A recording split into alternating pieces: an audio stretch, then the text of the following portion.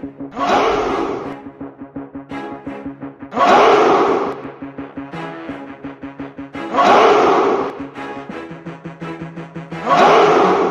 the only show for independents all around, giving you a platform to spread your word all over town. Catch the Craze is the place to promote to your fans with the dream of Medina and Sam the Crazy Man. Subscribe to our show and never miss an episode. It's time to get your meds, listen to us on the go. Updated every week, we never miss a day. Join the squad, come on in. It's time to catch the Craze. If you are an independent, catch the Craze. Making moves on your own, catch the Craze. On your grind in the streets, catch the Craze. Join the movement, catch the Craze.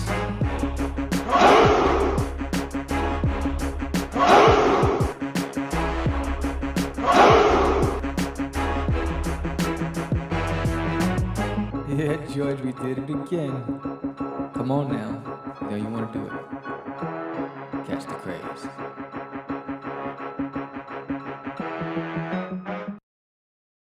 Welcome to Catch the Craze podcast. I am your host with the most sipped, crazy man, Farrah, and I am with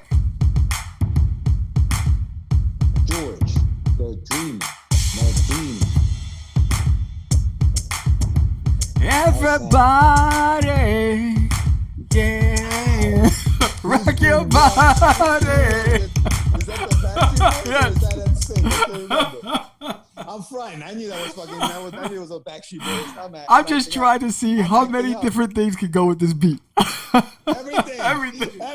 You just heard it right now. It's like everybody. You just gotta slow it down a little bit, but it goes. Yes. It goes just fine. It's hysterical. Anyway, so what's going on, Sammy? Hey, this is Sam. Happy anniversary. It's our anniversary. It's our anniversary. 1 year anniversary of our comeback. right. Don't call us That's a comeback. We've been here for years. Right? Time flies when you're having fun, right? Crazy.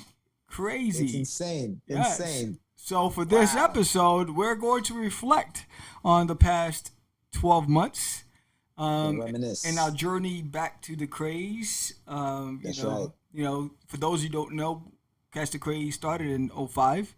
It's been around for a long time, and disbanded for 10 years, and then a year ago, a little more than a year ago, George and I met up in the spring, and it was an impromptu meetup. It was just like, how's it been, blah blah blah, and the beginning of the comeback started. Yeah, man. Yeah, it's crazy how time just goes by so fast. And this year we had plans to do other things, which obviously were derailed. Yes. As was, I'm sure, a lot of people's lives. So it's, but yeah, man. And here we are. We're still bringing it. Friday is our day. Yes. It's your day. We're online every Friday. Yes. And we've been consistent, I think, and I'm proud of that, man. I'm very proud of the fact that, we never derailed from that. Yes. Friday's the day. Yes. Friday is when they come out. Even when we do our live shows, because we do our live shows on Wednesdays, but they re-air on Friday. So you're still getting a show on Friday. You don't go dark. The only time we didn't have not a live show, but a pre-recorded show of us was at the end of the year. Yeah. But we were, it's obviously the holidays and stuff like that. But even then, we had something playing on that Friday. Yes, even then, I was in the Middle East, and I was still able to upload that You're show. in the Middle East. That's right. Thanks to YouTube, because YouTube lets me leave it in there and in private, and then all I had to do was go live. Boom. It was hard because Wi-Fi out there in an island in the middle of nowhere was kind of rough, but I was able to make it happen. I had to pay that extra fee for the international. Jeez. Data. The only thing that would have made this even more perfect is if our 200th show would have been our 1 year anniversary show. Yeah.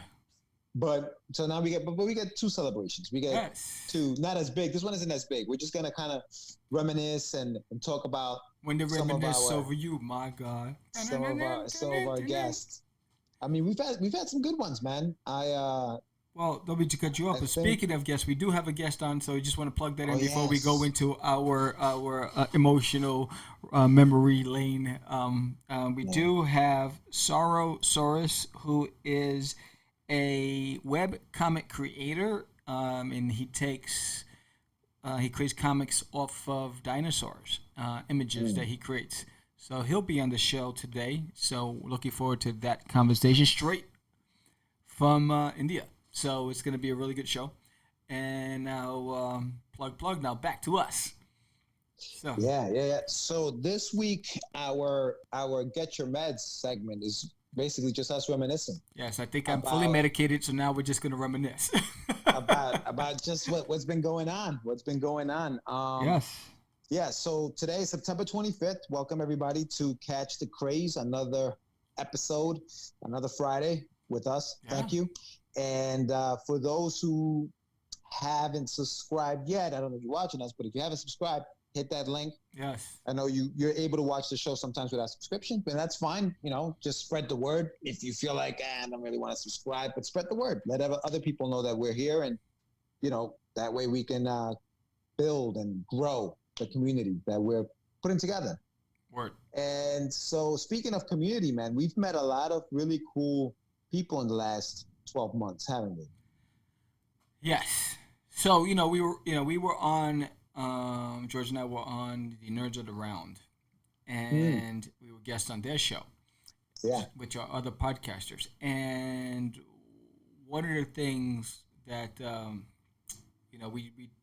we talked about was, the beginning and the journey. But I think when we decided to come back, the first question was, how do we get guests again? Right? So that was number one. Number two was how, adjusting to the changes in the industry. The industry's changed so much. The people have changed so much. Fans have changed. And how to be relevant in an over-competitive market. And so those questions, while it kept me awake at night, on can we still capture the same essence that we had when we first started? Because I don't know about you, but in the beginning we were pretty awesome. Because we were part of something new back in the days, and so we were like groundbreaking, and so everything we did was new. We were like Saturday Night Live of podcasting with all the skits we did and all of the funny stuff that we did. Yeah. I think also back then you really had to commit to doing a podcast, right? And when I say that, it wasn't as simple as grabbing your smartphone, recording yourself, and posting it up on YouTube. It wasn't that easy. Right. It was a commitment, dude. Like, you bought the mics, had to set up how we're gonna do these cameras, and then just a space to do it in. Your basement became the studio. Yeah. In your old house, right? So you had that to do. So it was a lot more elaborate. And I'm not saying that today's podcasters don't get elaborate with it, because as it is, we do. Like, you do your thing with that kind of stuff. But back then it was like, all right, if I'm going to do this, I'm going to do this right. Otherwise, I'm not going to do it. And so that's what I don't think there were as many. Obviously, there weren't as many podcasters as they are today. Remember at conventions, they started doing Podcast Row. Yes. Remember they used to have a bunch of podcasters just doing their shows from the shows. So that was the beginning of that. And we talk about this, had we stuck around, had we just said, okay, we're going to continue this, thousands of followers, hundreds of thousands of followers. Yes. I think it wasn't even a question. It was bound to happen. Yes. And I think the exciting part is the climb back. Mm-hmm. I think that's the exciting part. It's the fun part because so much has changed. Yeah. It's like the trends have changed. And now, you got collectors that are now YouTubers, right? And they're buying and selling and they're doing auctions online. That's like one of the biggest trends. And, we were fortunate enough to have Just a Rican on the show, and who's a big YouTuber, and he has a big following, and he is consistent with his live shows on YouTube. And there's just so many different diversified talent out there that I think because we have identified ourselves as supporters of indie movement in all art forms, that we're attracting a lot of different talent, and that's what I'm excited about. And when I'm thinking about some of the shows from the beginning to the shows that we started back up last year, it's funny that I didn't pick up on a few nuances on our style until that show with Nerds in Around. It's interesting that what catches my attention versus we want as many diverse people on our show as possible, but sometimes the subject matter has not piqued my interest. You know what I mean? I'm like, I heard this one before. What's different about you? But then there are guests that I'm locked in, and I'm like, I want to ask a billion questions because I find what they're doing fascinating. So that's what I learned about myself. I didn't realize that I was being selective, which is great about having two hosts. Where you carry that mantle with the lines of questions, and then I get in there when I feel like there's something I want to dig deeper on. Yeah. You know what I mean? So we found our niche in how we balance each other when we have guests, and also what we do pre-show and post-show. Yeah. Yeah. I think that and when you say that, it's funny because sometimes, and in all honesty, and this is straight up, sometimes we'll book a guest, and I'm like, damn, I don't know. I don't know what we're gonna ask, or like and you'll do your research. You still, but like you said, sometimes the subject matter is just something out of like what you're used to or what you are interested in. And It's not about our interest, and that's the thing. It's not about what I'm interested in. Right. It's about promoting them, and because people are obviously interested in them. Yes. I'll give you a perfect example, and a big shout out to Hail Hydra. Okay. When we booked Hail Hydra, right? And again, big shout out. He's a big YouTuber, excellent dude. We had a really good time. For the first time, actually, this was somebody who, for whatever reason, he did not want to come on camera, which was very interesting. That was in itself was very interesting. Yes. So he did. So when you check out that show, I can't remember the number of the show. I have it written down somewhere. Right. But if you go back into the archives, and I'm talking to the viewers, if you go back into the archives, check out Hail Hydra. You won't see him on the screen. No. It's interesting. It's like Banksy. Like you don't know who this guy. You don't know who this guy is. Yeah. And coming into that interview, I was like, man, I remember having a conversation. Like, yo, Sam, I have no idea what are we gonna. But the minute he came on, dude, honestly, and this wasn't just me just faking it, I genuinely became interested in what he was doing. Yes. Because it was a whole different world. Yes. It was YouTubing, the lingo, subs. How many subs I have, how many subs you have, how many, like the lingo, the community that huge, that YouTubers have or belong to is incredible. It's a whole different world.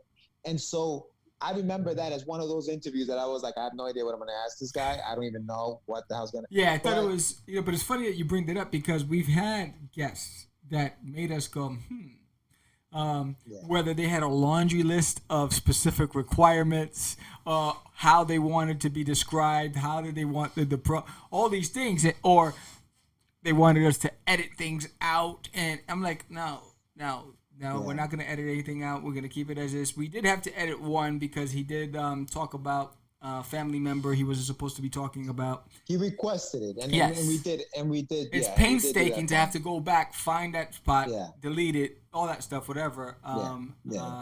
But it's interesting when you find because talent, they're all unique in their own certain way, but everybody has that special thing that sometimes makes you scratch your head, right? Mm-hmm. And you have to be a little over the top in order to be creative, right? Most creatives are they have something off. I know I do. And so sometimes sometimes I lock in a guest and I'm like, oh man, this one is really working me. And right, I'm like, and so I have to be like, look, this is how it works. You either do or you don't. Or the ones that reach out to you and say, yeah, I'm interested in coming on your show, and then they don't respond back. You know, so you get a whole, so it's all those things that you get to get used to. It's like, you know, the ones that flake out, or you get the other ones. Well, you're not big enough for me, so I'm not coming on your show. Right? So I'm like, oh, yeah, that guy. So those people I put on the list. I'm like, all right, I'll remember you down the road. Right? So because everybody starts somewhere. You know, everybody has to start somewhere. And so for Sarah's got a list. Yo, I got a list. I said, I remember you. I got it down. Oh, yeah, no, I got you. Yeah, you're coming on. I said, because it's only a matter of time for us. I think, you know, the goal is to really expand the brand and really be that destination for all talent. And so I'm a firm believer that, look, remember me when I'm down, not just when I'm on top. And that's why we support the indie community, because it's the struggle, it's the Rocky story. The indie, you know, the indie creator that's fighting for a piece of the pie, that's fighting for their identity, that's fighting to present something to the world that most people won't give them a chance with, the big boys, right? So why don't we all grow together and let's create a platform for the small guys, right? Yeah. And let's celebrate at the top together. Remember back when we were all, you know. And I think that's the great part of what we're doing. And, you know, and funny you say that about let's celebrate together when we're at the top. There were a lot of guys that we did meet back then who came through, even on the show. Big shout out to Charles Dixon, you know, Vex Comics. He's been down since day one. You know, Michelle St. Martin, Ray Felix. You know, J.D. Calderon, Ray Felix, Daphne Lage. Daphne Lage, yes. You know, we've known those guys since the beginning. You know, since the very beginning, since we we're stapling our own comics, and we're going to the convention at the not even at the Penn Plaza. It was even before the Penn Plaza. It's the New Yorker. We started at the New Yorker.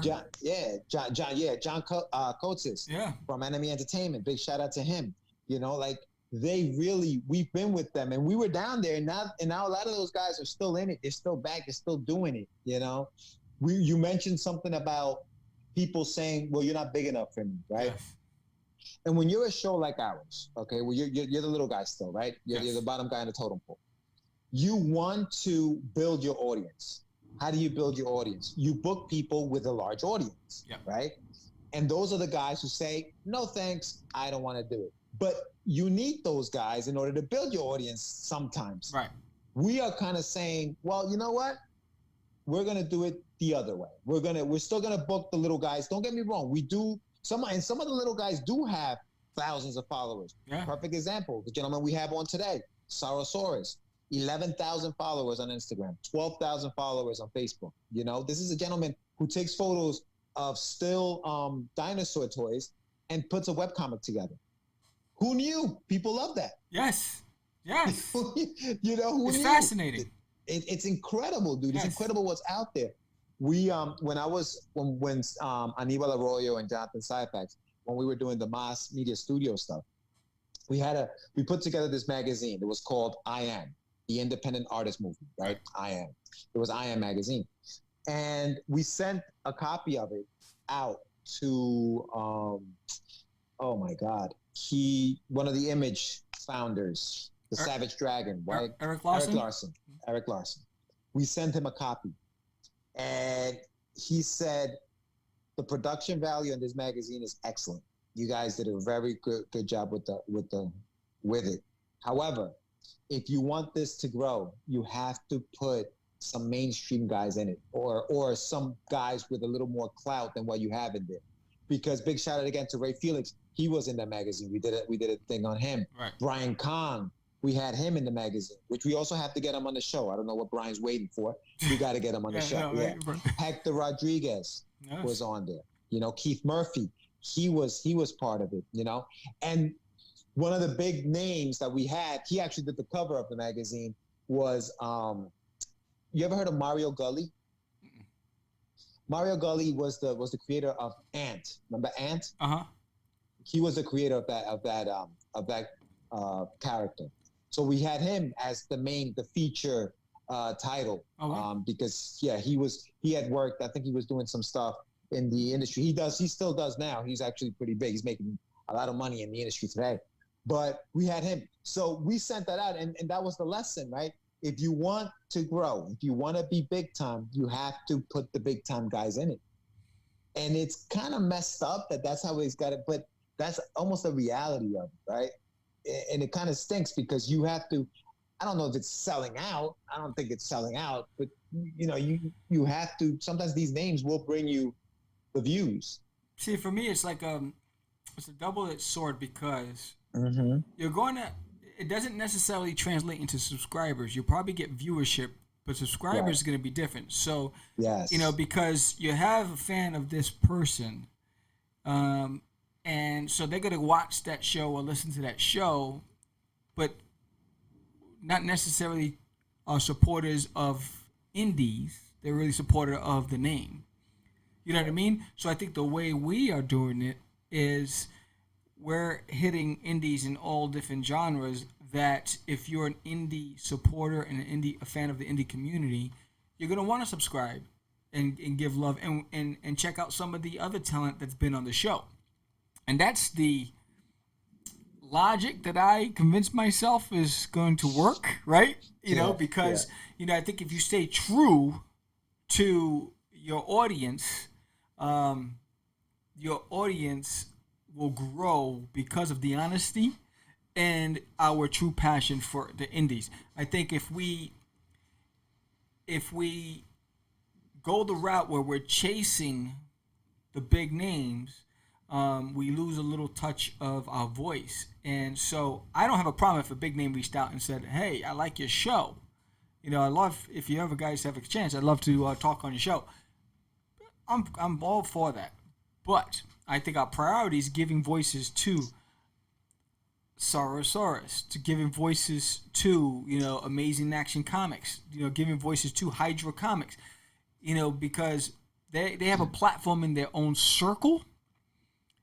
Let's play in each other's sandbox, and let's connect that circle, become bigger, and we bridge out and become a bigger unified community and create a culture, a true culture. Because when I look at it, I mean, the growing thing on YouTube, the trend with comics is, buying and selling and auctioning and all that stuff, whatever. And a lot of it's the mainstream, the big two. When you look at all the CDs, the grading and all that stuff and what they're presenting, 98% of it is Marvel DC. You got 2% that's indie, right? So that's even more reason to do what we're doing and fight for the little guy. Because even in that growing subject matter, there's still not enough room for the small guy. Even though it's independents that's doing it. Yeah. Now, let me play devil's advocate. Do you think that the indies, like an independent publisher, will ever be something that people say, "Oh, I have to, buy that comic or sell that comic and grade that comic and have the same clout that, say, a Silver Age comic has"? So any time in the future, do you think that'll ever happen? Yes, I do, because with the deals that Boom Studio has been making with film and Alterna Comics have been making with some of their properties with film and Image Comics, what that's doing is showing the world another side that's different from the big two. And one of the things that we had a guest on, who is a buyer and seller of comics. He says one of the big things that helps generate the sales, the value of that comic book, are movies, right? So I think what happens is the more that you have visibility and you diversify your portfolio as a publisher, the greater the chances of success down the road. So people are going to probably buy it, the first issue, first appearance of blah, blah, blah, have it in their box, but knowing that it probably won't have value for at least 10 years, right? And they'll keep it in there. 10 years from now, that might become a very profitable investment that you paid $3 for. So I think it's the same thing. With Marvel and DC, no one knew the impact they would have. So yes, when you think back of all the people that burned their comics and threw away their comics and all that stuff, I know I was one of the victims of that when my brother threw away my stuff. I had to rebuild my collection. You didn't know the value of it. Now people are more aware, more savvy. So they're trying to get the stuff from back in the days. Image Comics is 20 years plus, right? So they're back. The difference is when they're number ones when they first launched, sold in the millions. Yeah. You know what I mean? So there's millions of copies of number one of Spawn. You know, whatever. So the value's depreciated a bit. So you got to wait till everything cycles through. A few years from now, wait till that new Spawn movie comes if he ever decides to do it. And you'll see that resurfacing, those things resurfacing. So I think it's all relative to timing. I don't know. Yeah, I mean, and the gentleman you were talking about, his name is Jamie Medlin. Yes, and he had a book called How I Made Profit Selling Comic Books from Home. That's the book that he had, and we had him on the show. And he did talk about movies. He also talked about when it came to collecting and knowing what to buy and knowing what was going to make him a little bit of money. He was looking at what he called keys. Yes. First appearances, death of a character. Whatever it was. Number one issues, obviously, but like for example, he mentioned Silver Surfer number 4.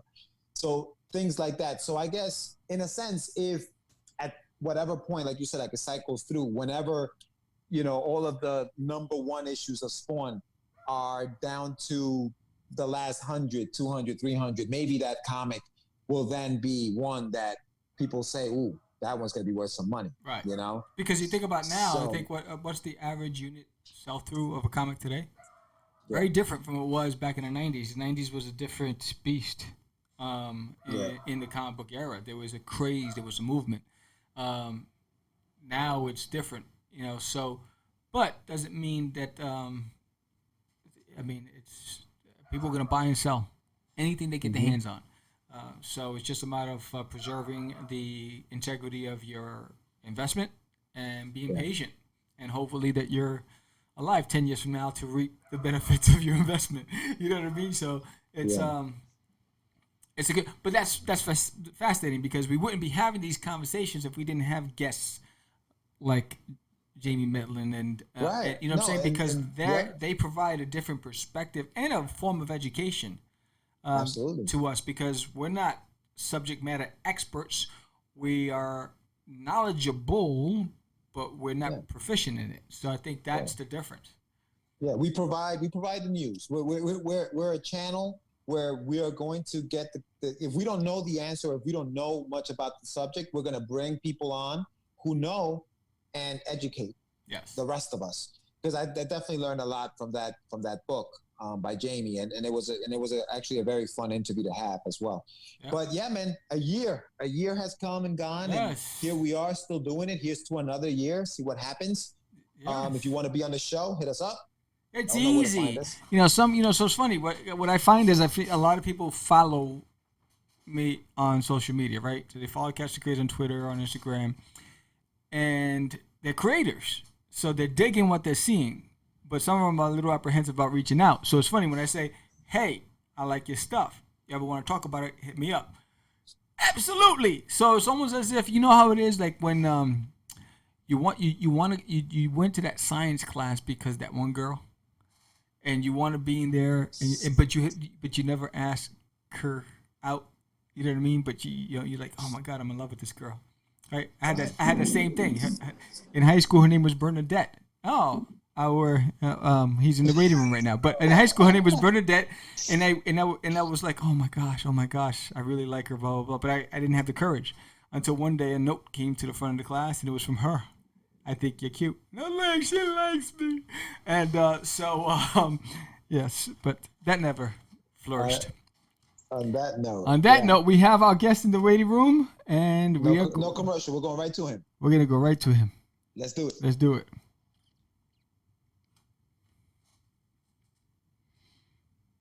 Dun, dun, dun, dun, dun. I hit admit.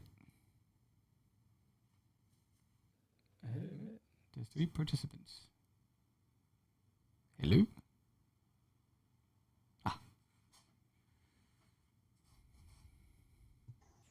Hello there. Hello there. Welcome. Can you see me? I can see you a little dark. Okay, yeah. Yes, but... It's actually dawn over here. Yes, I know. Well, good morning. Good morning. Welcome to Catch the Craze. Thank you. Thank you. So, my co-host is on the show. His name is George. Yeah, I can see him. Hi. Hey, how's it going? How you doing? I'm doing fine.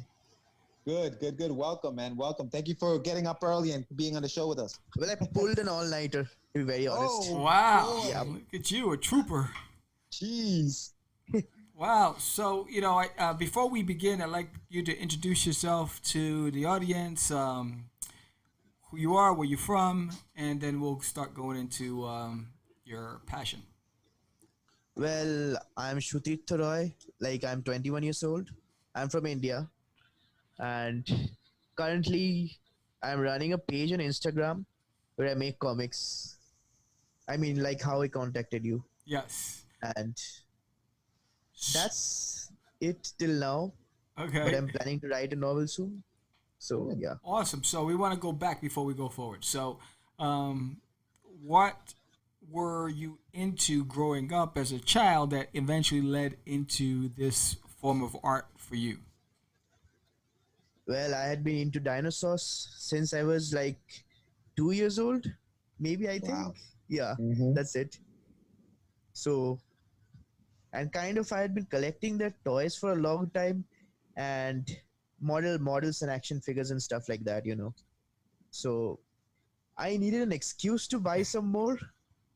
So I kind of thought I'd make comics out of them. And then it somehow hit it off. So, have you read comics prior to creating your own webcomic? Yup, a lot of them. I'm a big fan of Pet Foolery, if you know about that No. What is that? account.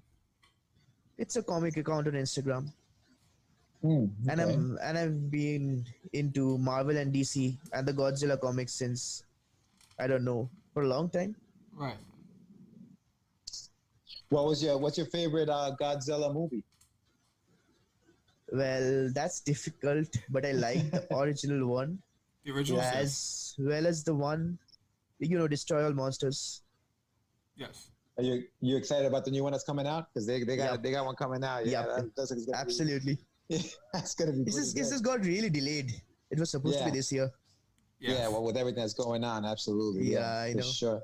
When did you start your Facebook page?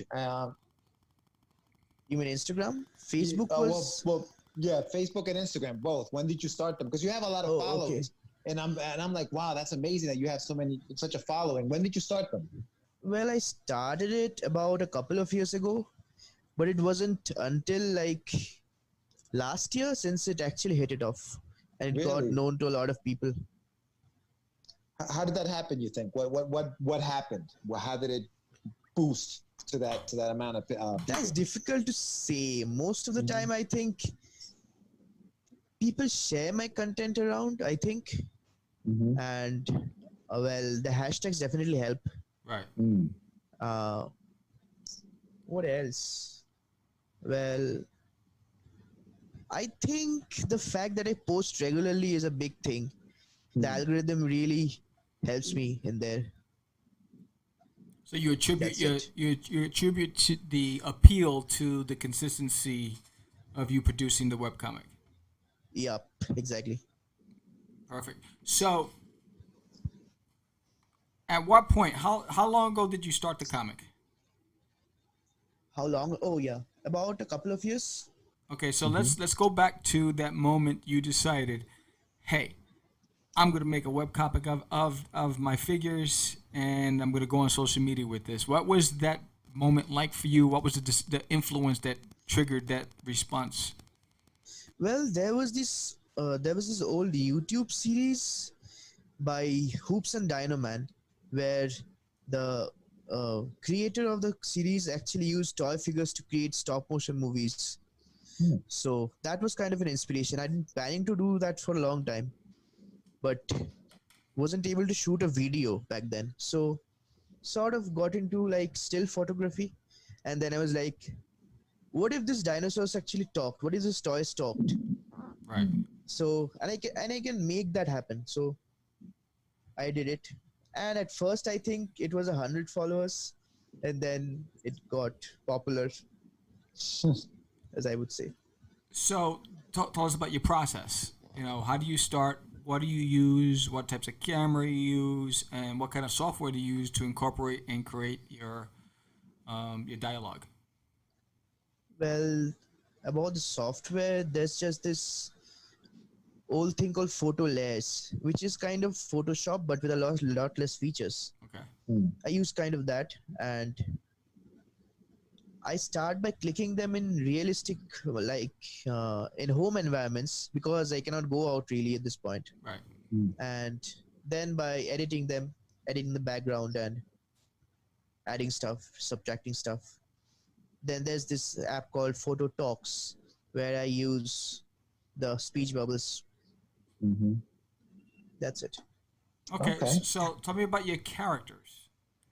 Are there like, do you have main characters? You know, secondary characters. What's the theme, the plot of your stories? There's no specific theme to be exact. It's just like a shared universe where the characters interact with each other and they have kind of a one personality. There's this velociraptor which sort of is kind of the fool, is kind of the silly guy who everyone makes fun of. There's this scientific dude. There's this girl dinosaur which makes poetry, and a couple of others. I use them and I then forget about them, and then a fan comes and tells me, "Hey, where is that character? What have you done with him?" And then I got to remember about it, and then I get him back. That's interesting, man. So you were talking about how you grew up with a love for dinosaurs since you were 2 years old, right? Yep. And you're creating these stories and you're incorporating them into your stories. I find the name is very interesting, Saurus. Where did you come up with the name? Yes. When I initially started that account, I was kind of in a bad mental state, very honestly. I thought it would be a cathartic outlet. So, like, I planned to. There was this old character which I sometimes still use, who is kind of a dark kind of guy, because I thought that would be the mascot of my show. But then I realized, as time went on, and I got better, I realized that spreading joy to people can happen by if I use a more upbeat tone instead of being dark and edgy all the time. Right. So Yes. So this helped you heal. The work that you were doing helped you come out of that state. That's beautiful, man. That's amazing. Good for you. I'm happy you did that. Thanks a ton. Yeah. I'm happy. So now you mentioned that your goal is to create a book, right? Yep. So is there going to be, like, are you following the traditional format of start, middle, end with a plot, or it's going to be a collection of all of your strips? Okay, no. It's not going to be a comic book per se at this point. It's going to be a novel sort of thing. So it has a start and an end. I had actually been planning it for since I was in 10th grade. And this Instagram thing was a new thing. I hadn't ever planned it. The novel was planned, but I haven't really gone around to writing it, Right. because of stuff, because of life. And so that's it. It has a beginning and an end. That's it. Okay, so, what is your goal with so is it going to have any images, or you said novel, so is it going to be text-based, or are you going to have images throughout? I think I'll go for text-based, but since there's a lot of things which I want to say which might not be, what should I say, accurately conveyed through text, I might use a couple of images as well. Okay. So I want it to be flexible. Right. So have you started with your premise for your book? I have a background and a draft complete, but not the thing, actually. Okay, so any of the characters from your webcomic are in this book? Not that I have yet gone into it. I haven't introduced any one of them yet, but I might. Right. That's a nice idea, actually. Thanks for that. Not a problem. Which are your most popular characters? based Well, on the Raptor, Really? definitely. Okay, so given the fact that you have such a popularity with that character, I think you don't want to let down your fans and maybe somehow incorporate that character, Yeah, got it. right? Yeah. Cheetah, you mentioned that you have fans who reach out to you and say to you, "Hey, what have you done with that character?" How do they Yeah. communicate with you? Is it through just messages on Messages, Instagram? messages, Yeah. comments. And like how that. many messages are you getting on a daily basis? Do you get a lot of feedback from your fans, or On a how does that work? daily basis, I get approximately like, let's say 40 messages per se. Yeah. Wow. Awesome, dude. I'm looking at a post that you did back in July where you have a little animation going. It's almost like stop on it. Oh, animation. stop motion. Yeah. Yeah, you had stop motion. That's one of my animation. You have- favorites. Yeah. Wow. Yeah, you have tears coming down the eyes of some of the, and there's like a story being told. That's kind of. Do you want to do more of that? Is that where you kind of going towards? Okay, good. What do you have planned? Like, what kind of things do you have planned? Anything you could tell us that you're planning stop that maybe motion your thing? fans? Yeah. Well, I haven't really planned anything about the stop motion because that was a kind of a try Mm-hmm. first shot thing. Like many fans were saying, like, you use models, why not use a stop motion? I'm like, I can't do video thing, and they were Mhm. like, just try. So I did Mhm. it, and they kind of liked it, but I think Yeah. it could have been better. So I'm trying to brush up my skills before I do one again. Gotcha.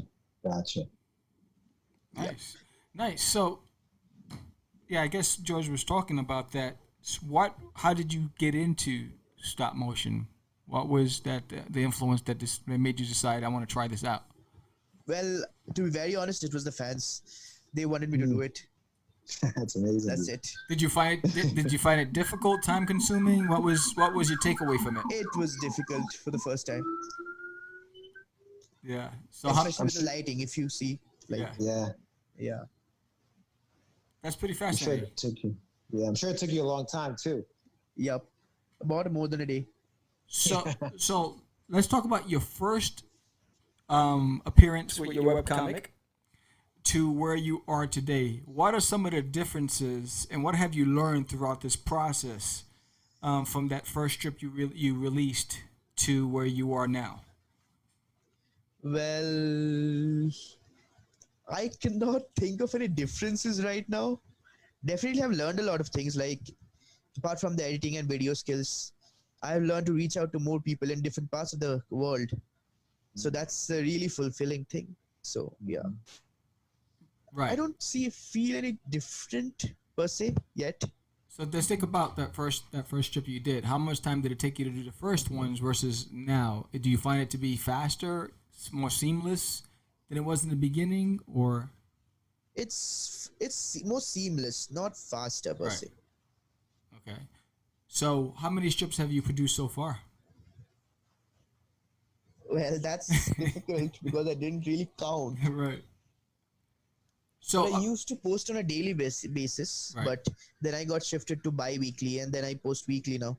okay. So you post once a week. All right. Yeah. All right. So is it a consistent day of the week, or is it just randomly?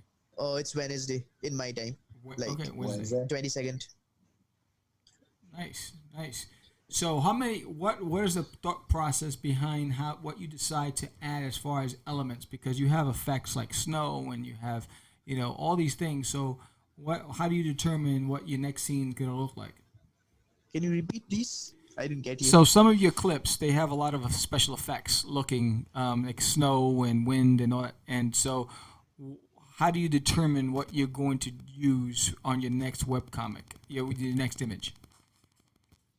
Well, sometimes I actually publish the webcomic because I think, oh my god, I could have used this special effect. But sometimes it comes to me beforehand. So Okay. So that's pretty unique because the more I listen and learn from this conversation, you basically you have a process that is very organic, yeah, right? Sort of. That's my takeaway from it.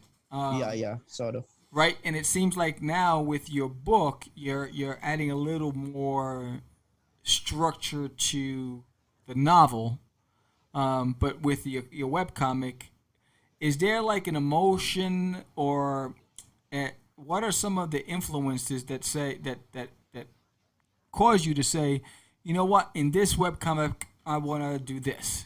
Is there like an outside influence? Is it based on emotion, on your mood, on how the mood's gonna come off on the strip?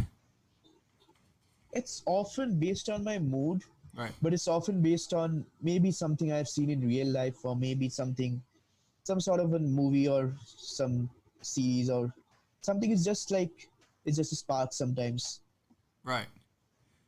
Right. When you say you post weekly, and I guess to Sam to piggyback on Sam's question, so do you plan your content out, or it's just whatever you're feeling that day? Is it planned? Like, do you have, okay, tomorrow, next week I'm gonna post this, and the week after that I'm gonna post that, or is it just something that gradually happens? Like, hey, Oh no, it's not that planned. Sometimes I plan it, but for example, if there's a story I want to tell but it's too long, so to split it into 3 comics. So I plan those 3 and then post them. Gotcha. Yeah. So let's give your fans a sneak peek. What can your fans expect, your followers expect from the next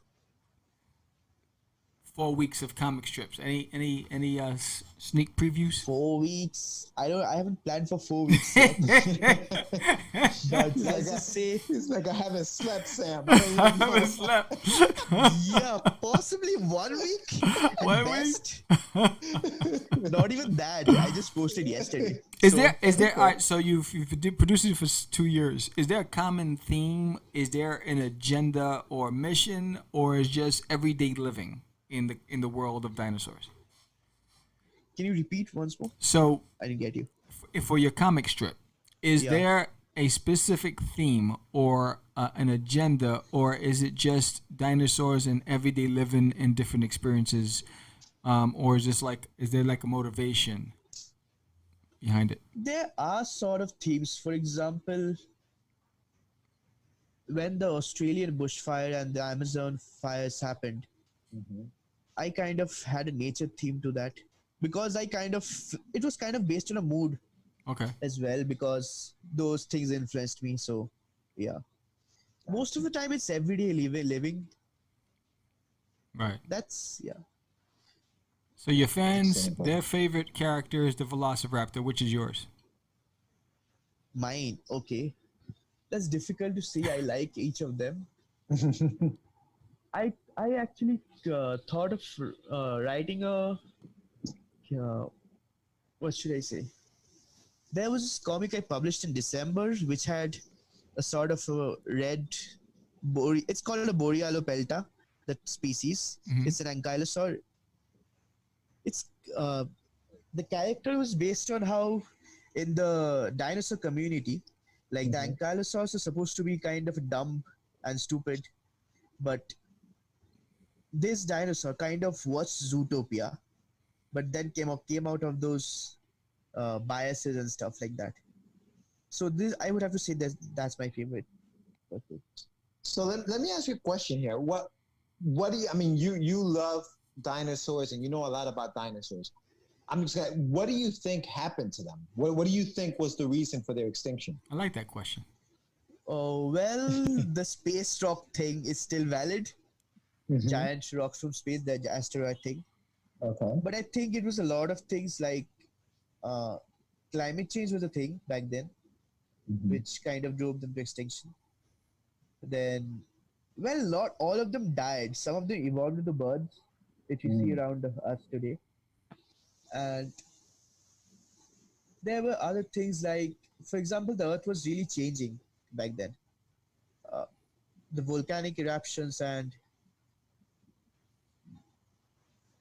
in one documentary I saw, there was this layer of gas which killed off an entire valley of dinosaurs. So changes like that on a global scale would have impacted their life.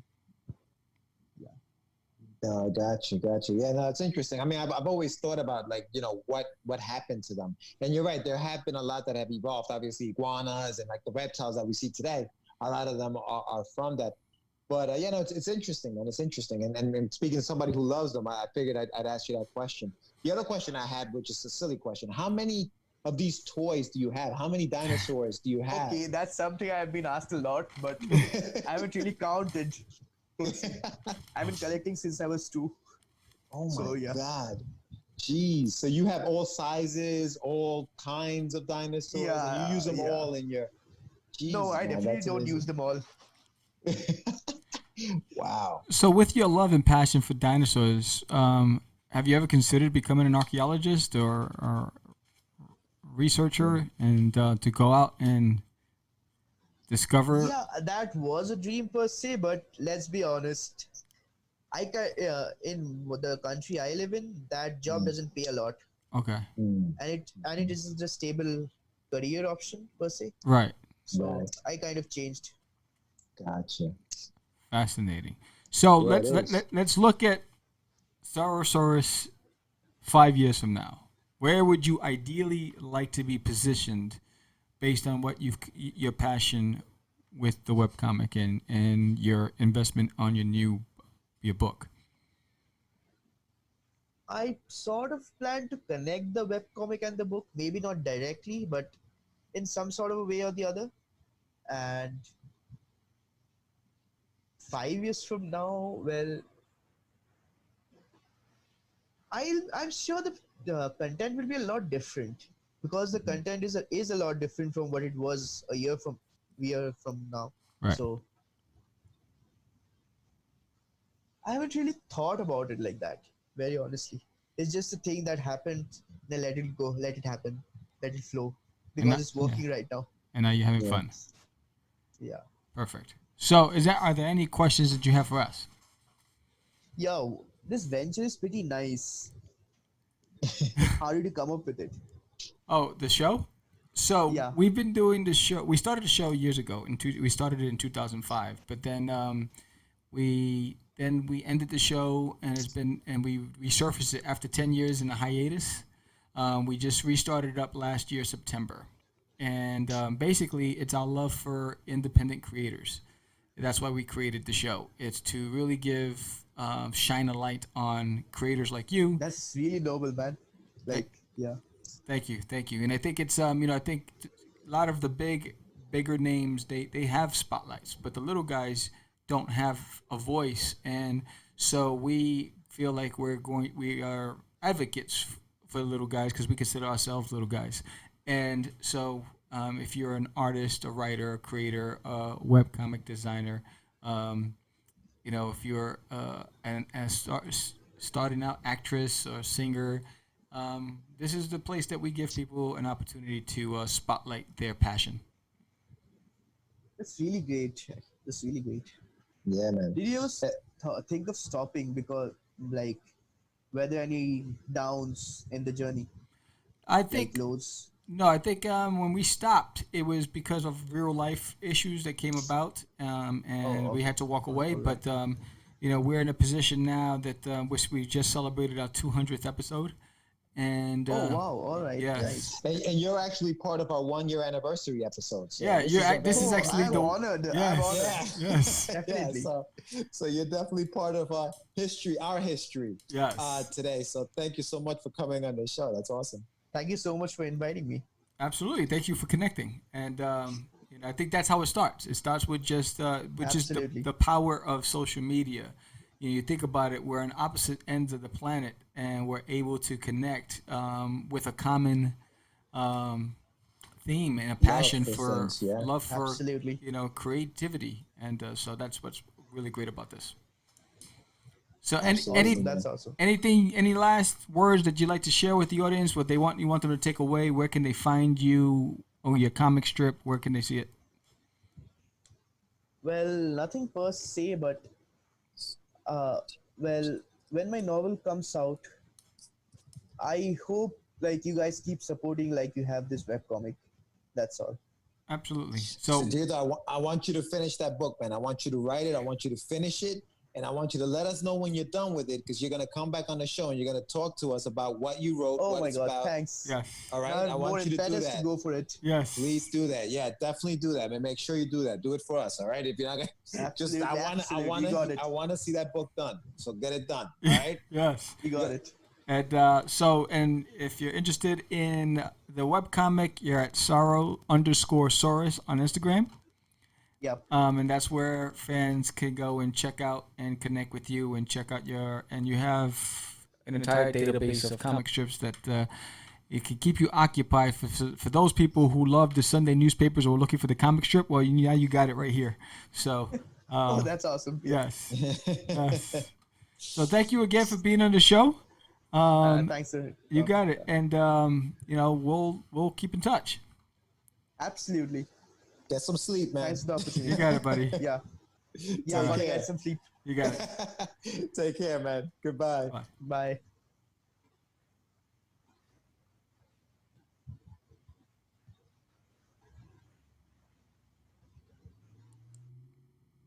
There you go. I thought I lost you. No, hold on. Oops, what did I just do? Oh, sorry. Oh, that's what that's there. Yeah, sorry. I started moving things around like a knucklehead. No, what do you think of the show? Awesome, man. You know what? Young guy, he's all the way on the other side of the world, and he didn't sleep last night. He was up all night, and he still came on, and he talked about his passion, his love for dinosaurs. There's one more place where you can also find his stuff. Is at Saurus, Saurius _Chronicles. That's also more stories he has about the love for dinosaurs that he has.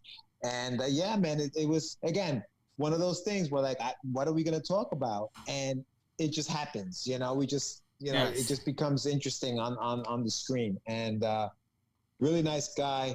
I hope he finishes that book because I definitely want him to get that done. And yeah. Yeah, no, I thought it was fascinating. I definitely shy. You can tell that he was, he was shy on the show. But this is the fascinating thing about social media. And when I think about all these breakout stars and all these people that come from left field and they come with an approach that you wouldn't even consider, and they gain popularity, I think a lot of it has to do with heart and their love for what they do. Obviously, he loves the subject matter. He loves dinosaurs, right? So it became a hobby that turned into something that people appreciate. And I think that's what's, I learn more and more and more from every time we have a guest on that's unique, because it really provides a different perspective. Because guys like me, I'm an overthinker, just a little bit. And so, and for me, it's about structure and timing and, evolution. And then you have Saurus, who's just winging I'm it. gonna let it flow. Just let it flow. I got 11,000 followers. Let's see what happens. He was like, Yeah. whatever, man. Yes. Whatever, dude. Whatever. But what really stuck with me was when you asked him the question about the archaeology, being an archaeologist, right? And he said, in my country, it's not something I can do. And that really because that's the reason why people come here, right? Because it's the land of opportunity. He comes here, he's probably an archaeologist. It's like, those are the things that make me value where we are and what we have and why we need to keep doing what we're doing and not take it for granted. Because as much as he's having fun, and the reason why he started this was because he was going through something that was hard for him to deal with.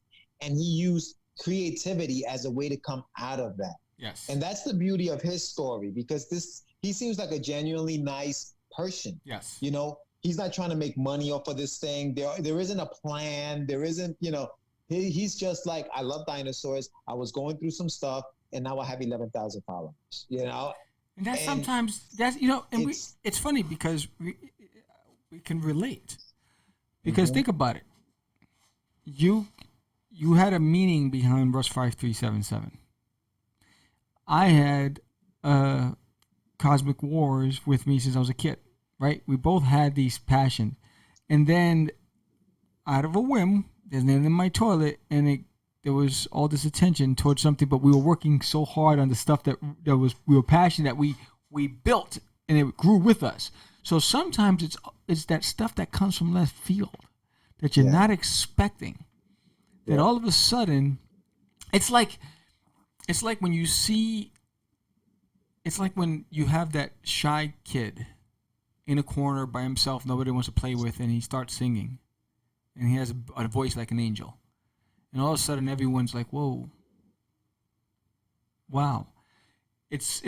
I look at it that way. That's why I think life is so precious, and there's just so much out there that is undiscovered when you think about it. And there's so many people with so many abilities that, just don't have a platform, so they create their own path. And I like the fact that there was no motivation other than doing something, and it was a form of expression for him about a subject that he loved.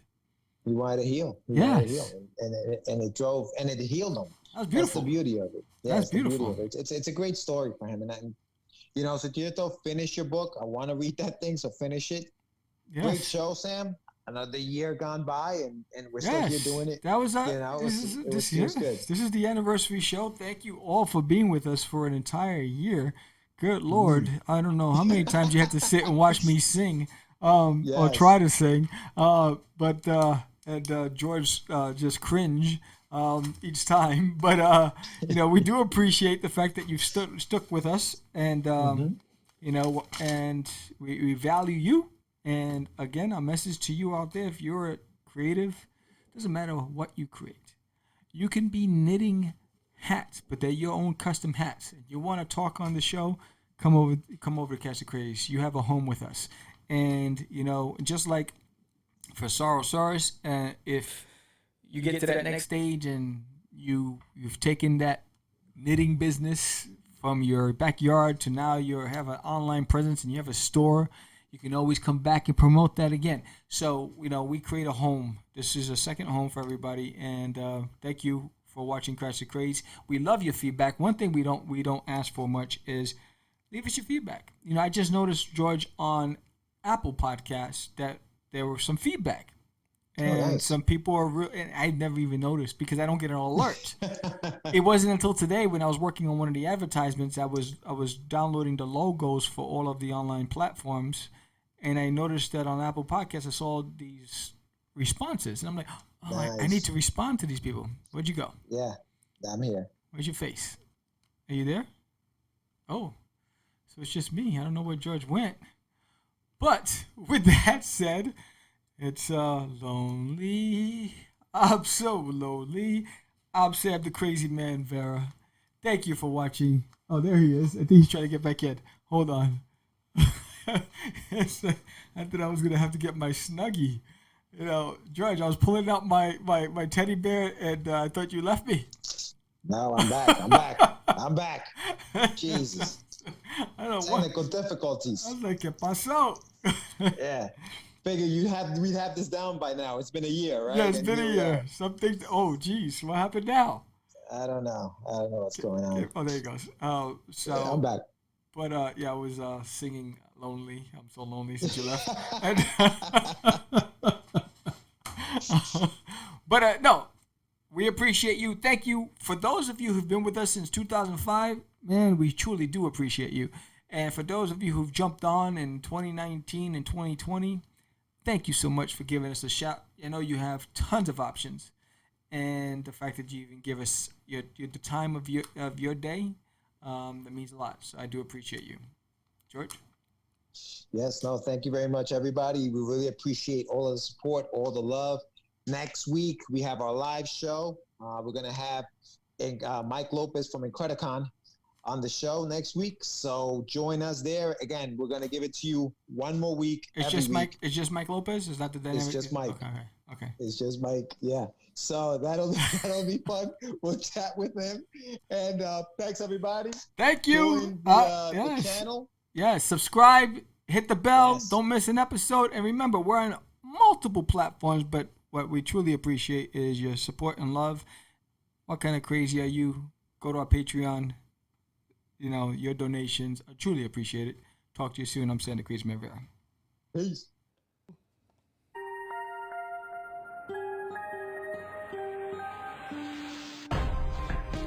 You read comics? But do you read indie comics? Do you support indie creators? Indie creators in the arts. Indie creators in comics, movies, music. Well, so do we. Subscribe to Catch the Craze on YouTube. And let's support the indie community. So check the flow, cause you know I got soul. The name is Catch the Craze, baby. So act like you know what's called Catch the Craze. Catch the Craze.